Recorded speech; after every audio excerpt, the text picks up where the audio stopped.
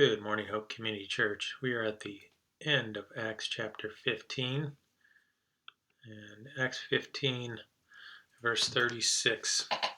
It says, "Now, after some days, Paul said to Barnabas, 'Let us return and visit the brothers in every city where we proclaim the word of the Lord and see how they are.' Now Barnabas wanted to take with them John called Mark, but Paul thought best not to take the one who had withdrawn from them in Pamphylia and had not gone with them to the work. And, and there arose a sharp disagreement, so that they separated from each other. Barnabas took Mark with him and sailed away to Cyprus. But Paul chose Silas and departed, having been commended by the brothers to the grace of the Lord. And he went through Syria and Cilicia, strengthening the churches."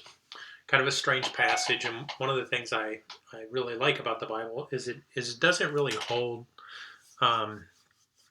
or withhold, should I say, negative events. You know, where like Peter denies Christ and things like that.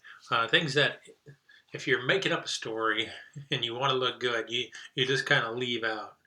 But here's this event here where there's major leaders, Paul and Barnabas. And there's a lot we don't really know about the story. Like one, we don't know why John Mark departed from them earlier.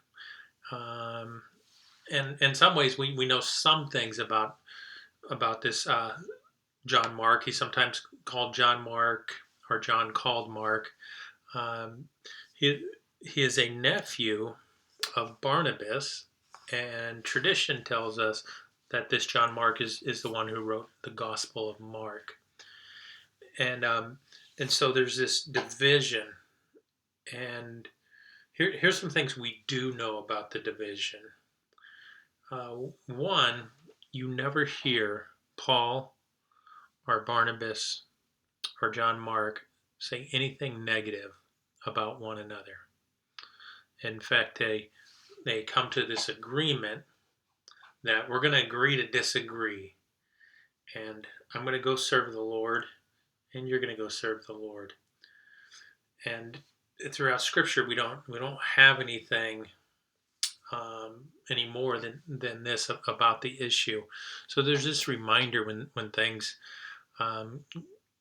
go awry and we get to the place where we don't think we can work together, we need to make sure that we're not hindering the work that God has called each one of us. Second thing we know about this dispute and what happens is we know later on in Paul's writing after this event, in one place he tells the church to welcome John Mark, that he's a faithful servant. And towards the end of Paul's ministry, he also tells the church to send John Mark to him because he is very useful.